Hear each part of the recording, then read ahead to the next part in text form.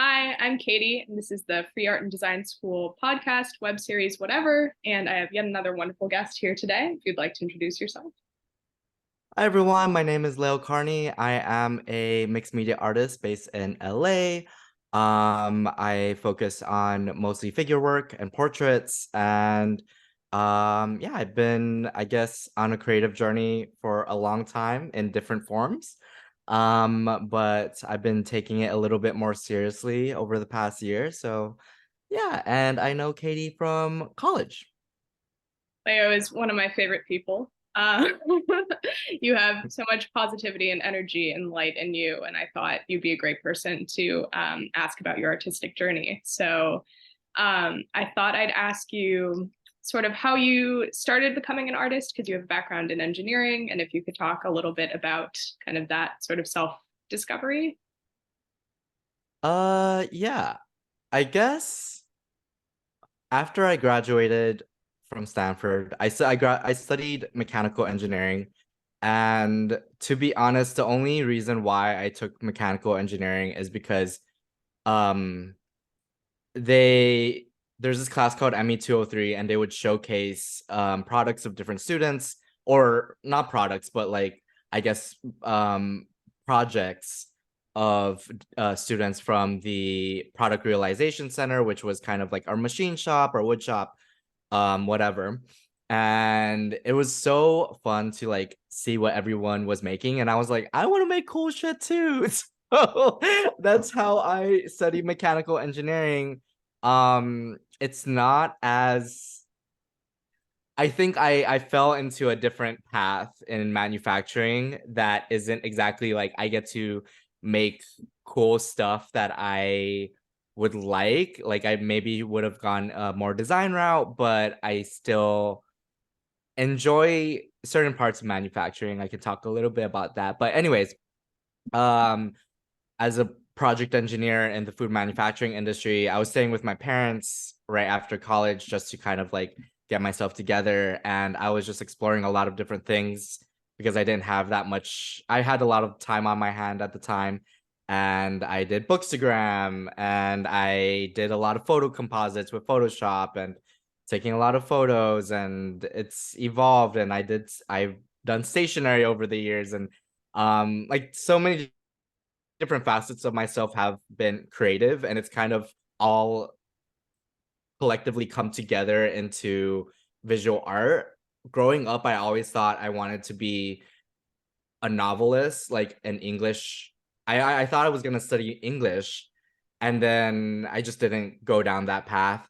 And I did start a lot of writing after college, but um you know, it's such an act of faith, and when you feel like you need to cut 30,000 like words out of your whole plot and narrative because it doesn't make sense, it really hurts. Yeah. So visual art gives me a better way of channeling like my creativity, and I can, if it's 3 hours to like work on a painting and it doesn't work out, I'm like, great, that's fine, like, moving on. But I feel like writing, and I think Katie, you can like talk about that too, is so stressful. Yeah, it really is. I've actually literally never thought about it that way, that like paintings are discrete things that like don't affect each other and you get to start over relatively quickly versus Hmm. like if you're writing a book, you're tied to like the rest of the things that you've written. And I feel like novels get so much more respect than short form literature, which is upsetting because it's Right. Hmm. right, a short story. Um, but that's such a fascinating way to think about it. You have such a really interesting perspective on art. I feel like no one becomes an engineer because they're like, oh, look at this artistic facet of this thing, and then oh, I became an engineer because of it. Like that's such a crazy um, story and like path that you've taken. Um, I was wondering if you could talk a little bit about the kind of work that you're making now and sort of have been leading up to for the last, I guess, year or so that you've been doing your paintings. Yeah, let's start off with pandemic time. Because I think that's when like, m- when I started calling myself an artist. Mhm. Um and during that time, I just moved into a different position, and I was pretty much by myself. Food manufacturing at the time was what is and was an um essential work company. So I was still going in, and it felt very just like bleak, painting like X's to like social distance and stuff. And I felt very lonely. So I think that's where we started to get a little bit closer, Katie, is when I started hosting these, I call them parties, but like capitalize Party. ART. And yeah, we like just was on Zoom, and we would, it was a bunch of different people, like graphic designers and artists, and what we would do whatever we wanted, and we talked and stuff like that. And I think that was really cool. And then I started doing Twitch as well. And I started doing just like random stuff on there, did watercolor, and I just really put myself out there without thinking about like, oh, I need to be a certain level of art. Like I've had people on Twitch call my art ugly. So like I'm just like constantly getting like these like horrible like, kind of like when you put yourself out there in social Uh, media, you just always get someone always is gonna say Someone worse. something. Yeah. Yeah, so like I kind of built that skin to where I'm like, okay, I'm gonna just do whatever I want because it doesn't matter anyways. But now I've been focused more on figure work because I think I started doing a lot of life drawing. There was like when I started life drawing and going to life drawing sessions, where we would have a nude figure in front of us and we would draw.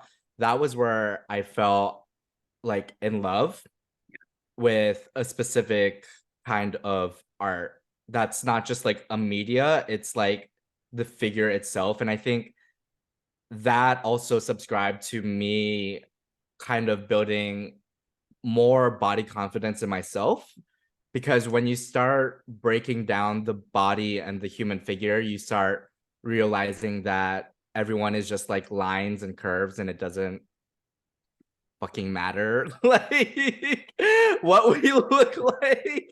So that was something that I was really interested in, and like intimacy. So that's where I've been focused on, is trying to capture expression through body and its movement in a visual platform that's also mixed media. And the reason why I'm focusing on mixed media is because I really like the process of layering. So doing like an underpainting and then going from loose to tight and putting in all those details is just like really fascinating to me.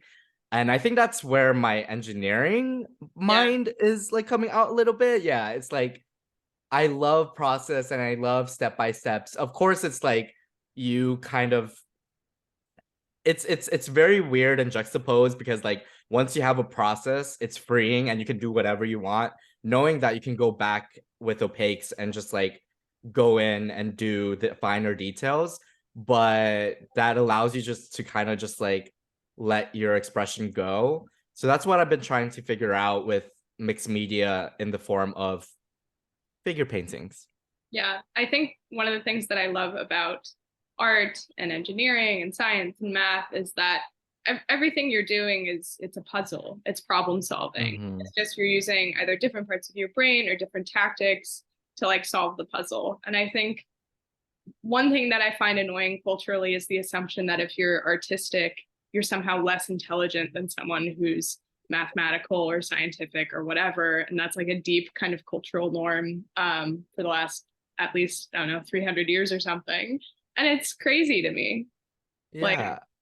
I don't know. I find that upsetting because I don't know, like being a painter and like having to solve the problem of, the anatomy of the model or where the lighting and the shadows go and like all of these other elements really do involve puzzle, like problem solving, critical thinking, and like you Mhm. said, some sort of like engineering skills. So I think that's really cool that you've found a way to like fuse the ways your mind works into your art, which is awesome. Um, Yeah.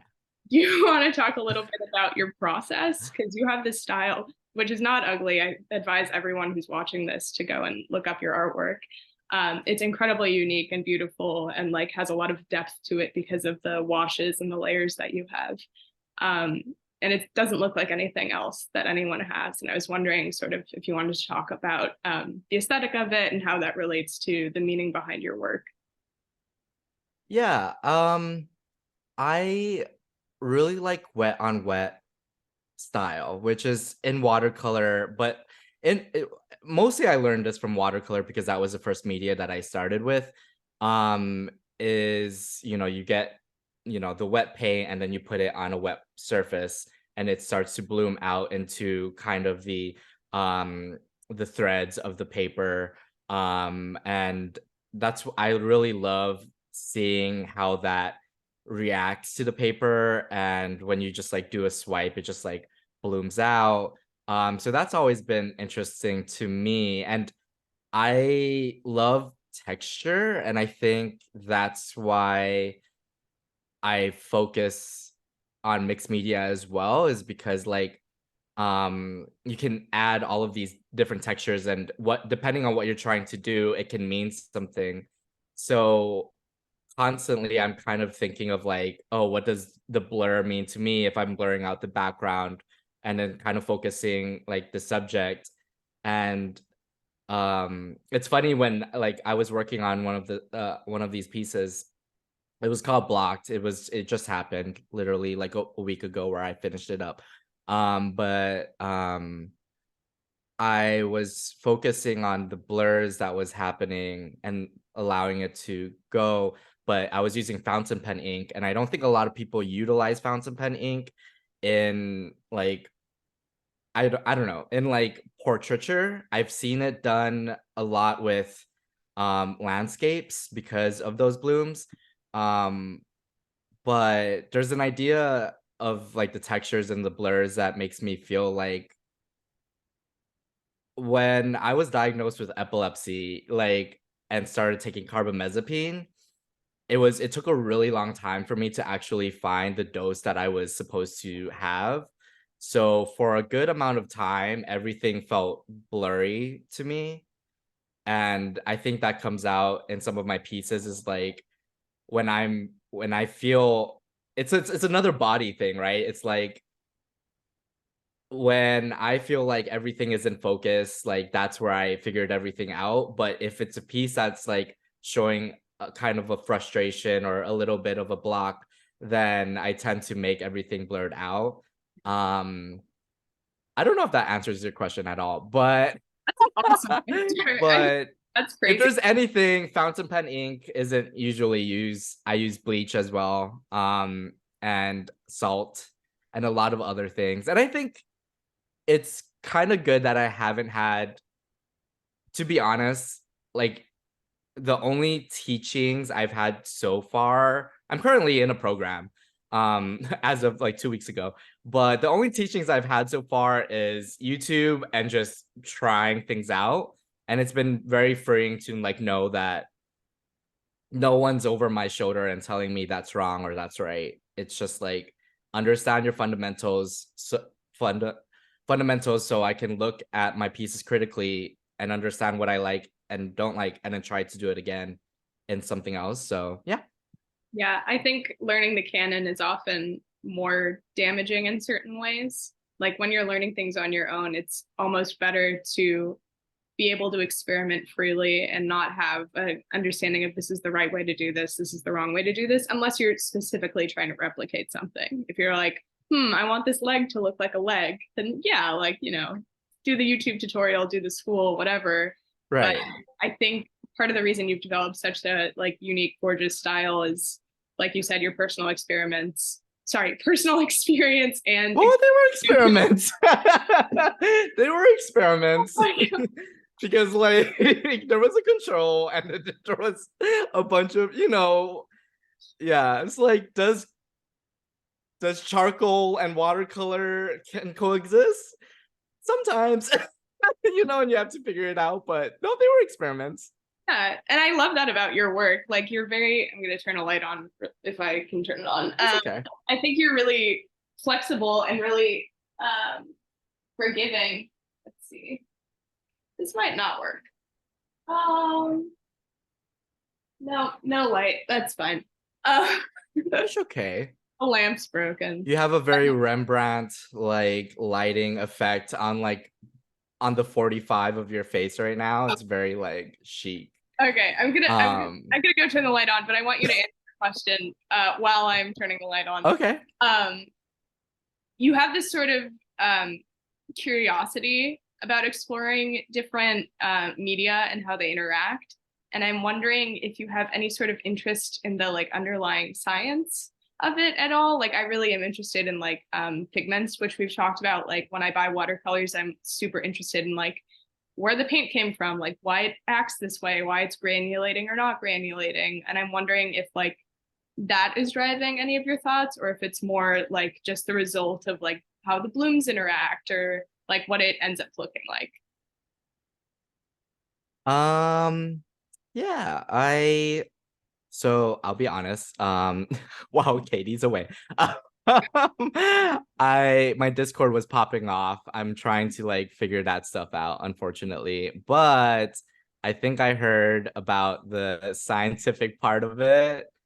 Um, so like the question is like my interest in the scientific part of art, or Like the materials like that you're using. Like, okay. when you're experimenting with the different materials, is it more aesthetically oriented, or are you curious with like how things are interacting? Like why does the charcoal not work with the watercolor? Or do you sort of like not care and you're like, I'm way more invested in art making?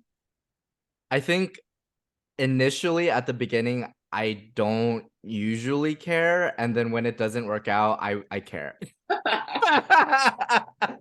So, or when it does, I do care, and I think recently I've been like understanding color theory. Like color theory, we've had this discussion. Like color theory is wacko. Like why? Like I don't understand on a molecular level how the cones of our eyes understands depth in the way it does, and that is just wild to me because like recently I had to buy oil paint, the most stressful thing I've ever had to do. And there's like warm opaques and like warm transparents and all of these different things. And I'm like, oh, I thought orange is a warm color. And orange is not necessarily a warm color all the time. It can be muted and it can be, dimmed out and cool. And I'm like, oh my gosh, like so I do enjoy understanding on a molecular level why materials work or they don't work.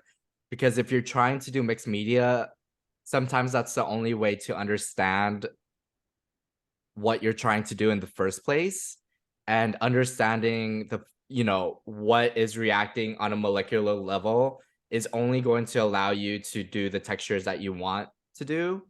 Um, yeah, it goes all back to texture. I've been collecting like a folder of like different textures. I Mm. work in a churro facility and I'm like capturing a lot of like textures. Um just like metallics and stuff. I'm like, oh, that's cool. So yeah. To do that too for all my assignments in graphic design school, I'd be like, ooh, that like fence is really interesting. And then I'd layer it as a background behind something else. Um, Yeah. it's just like a joy of like being in the world and like, seeing the beauty in things like rust that other people might think are really ugly or like, useless. I had a question and now I'm forgetting what the question was. I was going to ask you if you're going to be a heathen and try to mix watercolor and oil now that you are a somewhat expert in watercolor at this point and starting oil for the first time. That was always the plan. I've always no, not together as in like not to like you're talking about layering, right? Like or Uh, you're talking about like actually putting the paints together or well, I'm actually now that we're having this discussion, I'm really curious what it would look like if you had like a water-based paint and an oil-based paint and then like tried to make patterns with them. I wonder what you could do because I don't think people try that. Like yeah. Yeah, people are like, "Oh my gosh, oil is too expensive. That's not worth even trying." Um you could I've get always wanted, yeah, I mean, I like part of so the program I'm in right now starts off with 14 weeks of drawing in the sense of proportion, not necessarily like we're going super in depth into graphite or charcoal. It's just like how do you draw for your paintings? So proportions, scales, values, and then like oils. That's the other thing you're studying in tandem. Um, and that's a lot of like color and like depth and composition. But I think I've always been interested in trying to see how would it work to start off with a loose layer of wet on wet watercolor and inks, and then let that dry, put on some Krylon, which is like a fixative, and then somehow figuring out how to put in the oil with it. I just ordered See, there was they're $8. Okay, you guys, like pay your artists because we're obviously like experiments are expensive, but Arches paper, which is like I love Arches paper. Paper is king in watercolor. Like just buy shitty watercolors, but have nice paper. Um, but I bought $8 sheets of oil cold pressed watercolor. Well, sorry, oil cold pressed paper. Oh So my, it'll take on oil, but it has the texture of cold pressed watercolor. So when that comes, I'm gonna definitely try it out and see how it goes. you know what? That's like the price of a canvas. That makes sense. Yeah, it still hurts. Like, No, I'm trying to justify it to you who just did it. yeah, I mean, so we'll see how it goes. I think it'll go well. I have faith in you. I was wondering if you wanted to talk at all about some of the more political elements of some of the work that you've created. We also don't have to talk about that, but I figured it would be a good time to ask. No, I can talk about it. I mean, like, I honestly have never thought of myself as a quote unquote like political, like whatever, like activisty. I honestly don't consider myself an activist. I definitely have values and support communities that I support. Um I'm a queer, Filipino man, Filipino American man living in LA, and I was I was making a piece for Glendale out. I live in Glendale right now in California. And if anybody is like either in LA or have heard anything about Glendale, there's been a lot of discourse about our education system and allowing inclusive terminology um, to be incorporated into schools. And, that was kind of like something that was already brought on as a state as a whole. But I should have started off with what I was doing in the first place because it had nothing to do with that. But apparently it did. I did a body mapping piece for Glendale Out, which is a queer organization here in Glendale.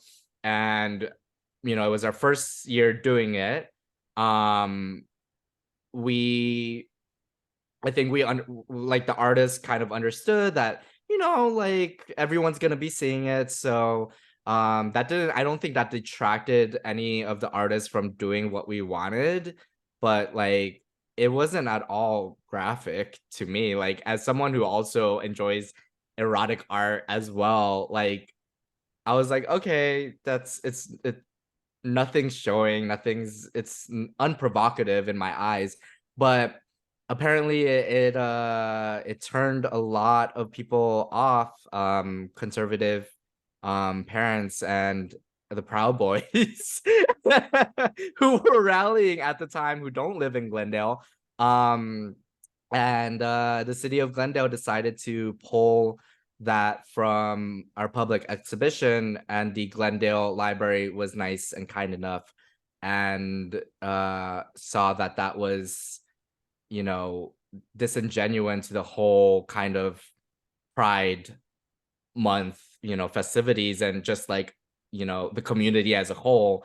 Queer people live in Glendale, and they are citizens of Glendale. So it was, they recognized that and they put us in a beautiful library on top of a hill in the brand. So that was awesome.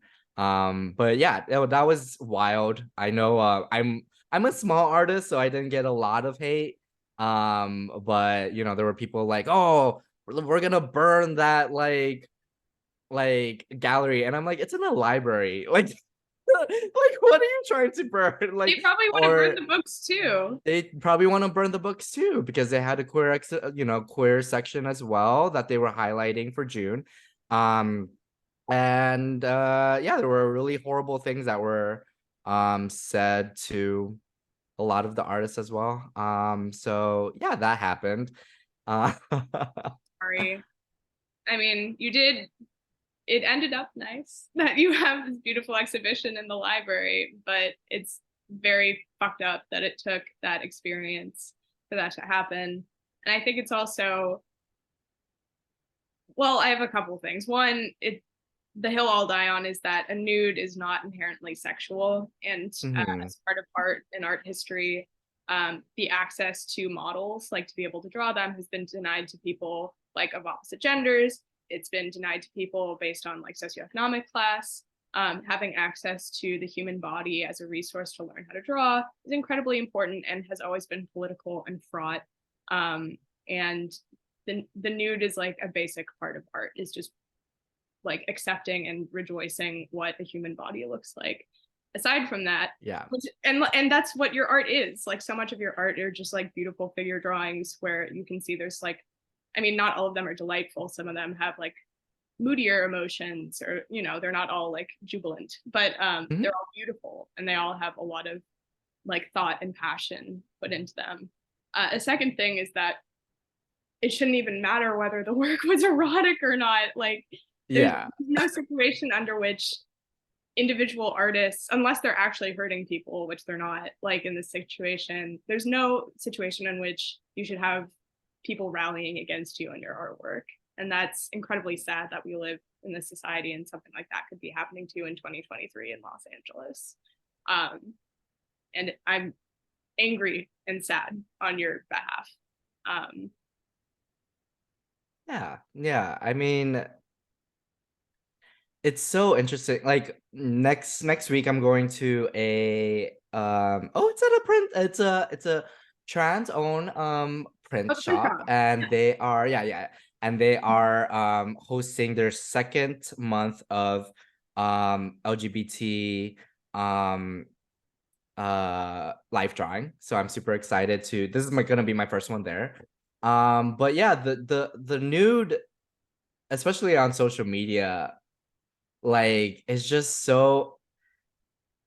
so funny because like there's algorithms that's going to just like take out your drawings, or and it's not even like you said, like regardless of whether it's erotic or not, it's part of, it's art, and it's, I don't know where I'm going with this, but Well, I've had, I would sit in the park in San Francisco and like use different like photographs that are accessible on different drawing websites, and I would draw nudes. And I've drawn nudes for like years, and they're one of the things that I really enjoy, because it's a challenge, because it's like ephemeral. yeah, The human body is crazy difficult to draw. Doesn't matter whose body it is.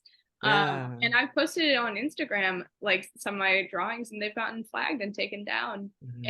And as a huge like free the nipple proponent, like the fact that I could do a crayon drawing of a photograph and have it taken down is like crazy to me. And maybe when it was Uh-huh.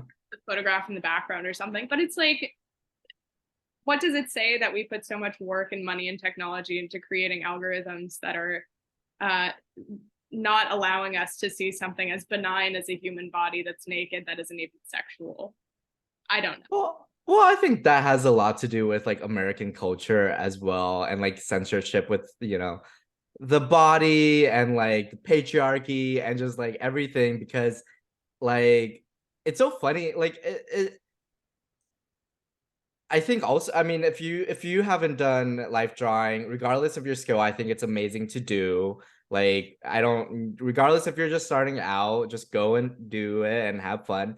But when I started doing it, I think people were asking me like, "Oh, is it sexy?" And I'm like, "No, it's the most unsexiest thing in my life, because you're trying, you have 20 minutes to figure out how to represent this person as beautiful as possible, or as, whatever your objective is, like whether you're like scaling, or like trying to just, do good contours or whatever. It's not sexy. Like, I don't know. I think like we have Titanic to like, blame that, when she was like, draw me like one of your French girls. I'm like, no, like it's hard. Like, stop trying to romanticize it like that. Like, so yeah, I don't know. We could talk like hours about like nudity Well, in art. real issue is that people who are not in artistic circles like we are, like, just don't get it, right? And they view, like, no one sees nudity out and about in America generally, unless you're like, I mean, even at a beach, like, we don't have nude beaches pretty much anywhere anymore, only a few. Mhm. So like it's become a taboo to the extent that anyone who's like not in the know about art views it as this sort of like weird sexual negative like whatever thing. And I feel like so much of our job as artists is to like either explain or unwind or unravel like a lot of social norms and like question, not even just in terms of like nudity, but just to like highlight, the fact that so much like of society is based on social constructs that are not rules or laws. Is just a handful of people made them that way and they've gotten reinforced, and now we have to Yeah. undo all of it. Yeah, which is honestly kind of hilarious to me. Like, the one thing that I learned from that whole like horrible situation is that, wow, like Instagram and the algorithm was really kind of just like feeding the same things that I would like always see, which is like, queer stuff, which is what I want to see. And I guess that sometimes blinds you from the fact that there's still, people out there who don't like agree with your existence, or, are just like horrible to queer people or people of color, or what have not. Um, and even if you don't think your art is radical, when because a lot of people are like, there's so much queer art out there, it's so saturated. I'm like, no, it's not. Like, it's like, regardless of what you're trying to say, like, don't think at like, oh, your themes are saturating the market. Like, there's already a saturated market because everyone has a voice. But really, your art is going to be, it's going to be something to someone, right? Like, it might, anger someone, or it might give someone joy. Like, there's billions of people in this world. There's no way we can saturate it at that, like, kind of. So I think that's something that I learned that day, that I wasn't trying to be radical at all with my body mapping, but it showed me the importance of my art, and it showed me that I should just follow whatever I enjoy, because at the end of the day, someone has something to say, negative or positive. So, Yeah, well, that's a perfect path into what I want to ask you as our last question, which is, do you have any advice? You're so self-confident, and not in an egotistical way. Like, every artist that I talk to for the most part is like, oh, I don't like calling myself an artist, and like it's really hard to put myself out there, and I take criticism poorly. And you knock all of those things down like constantly. And I was wondering if you wanted to give advice on either how to do that or just general advice you have to artists who are starting out. Hardest question but for the end. that is a hard question. Like, can we just bring back the radical? Like, um, let's just try to get canceled. No, that is a hard question. I think I can only talk from my personal experience, and I think what got me comfortable is putting myself out there. Like, Twitch, if you're not familiar with Twitch, it's specifically mostly for video gamers. It's a live, video forum, and people can come in and out, and they can chat with you, the streamer.